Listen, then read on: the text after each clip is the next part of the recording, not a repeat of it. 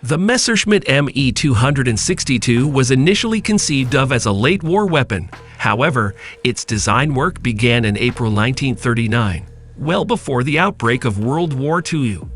The German leadership, buoyed by the accomplishment of the Heinkel He 178, the world's first true jet, which made its maiden voyage in August of 1939, pushed for the new technology to be implemented into military operations.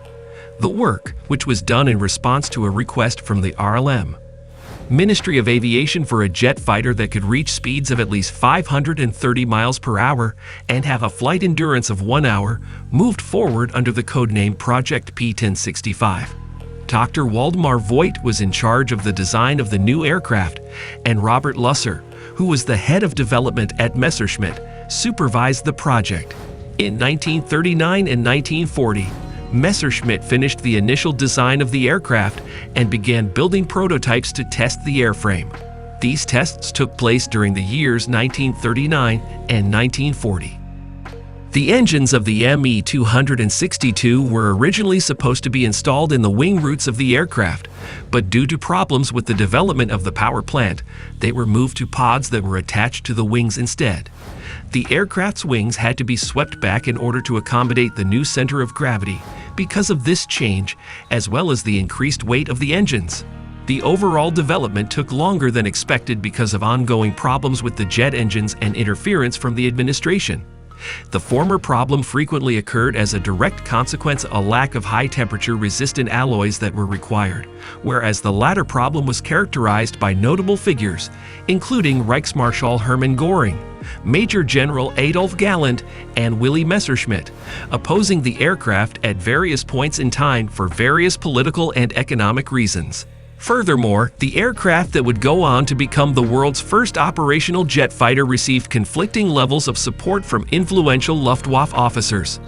These officers believed that the impending conflict could be won solely by piston-engine aircraft like the Messerschmitt Bf 109. The original landing gear design was a conventional one, but it was changed to a tricycle arrangement so that the aircraft would have better control while it was on the ground. Because of this problem, the decision made early on to relocate the engines from the wing roots into pods turned out to be a stroke of good luck. Because it was significantly quicker than any other Allied fighter, the Luftwaffe made the production of the Me-262 a top priority.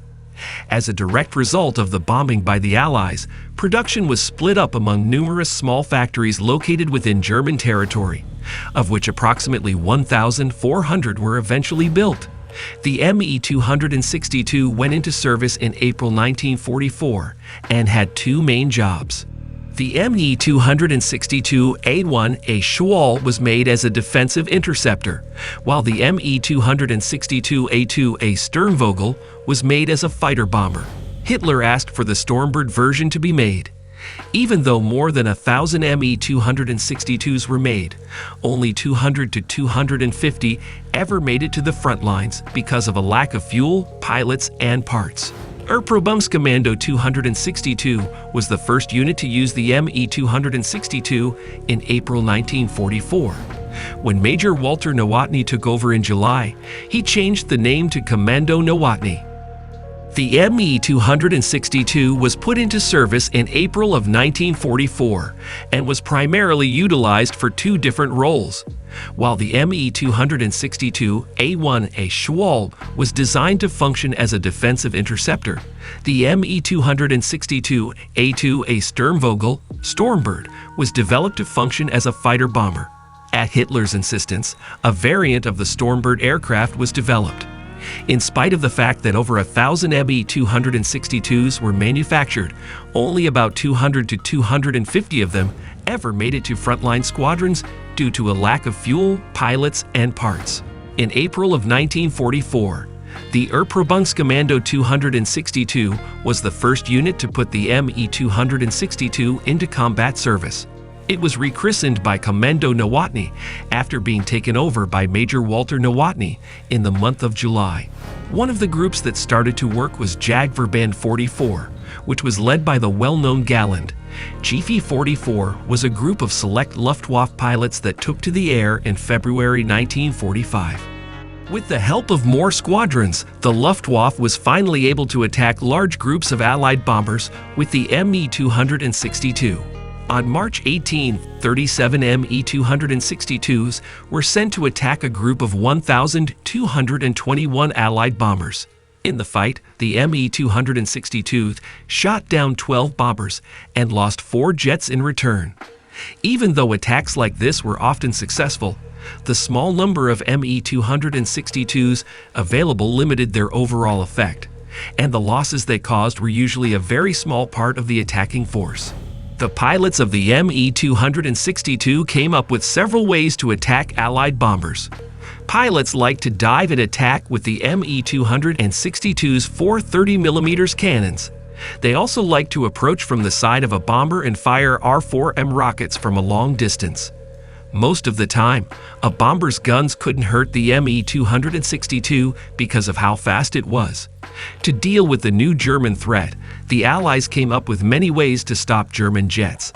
Pilots of the P-51 Mustang quickly realized that the Me-262 was not as maneuverable as their own planes, and they found that they could attack the jet as it turned. As a routine, fighters that were following the bombers started flying high above them so they could quickly dive on German jets. Also, because the Me-262 needed concrete runways, Allied leaders targeted jet bases for heavy bombing with the goal of destroying the planes on the ground and destroying their infrastructure. Attacking the Me-262 as it was taking off or landing was the most effective way to stop it. This was mostly because the jet wasn't very good at low speeds.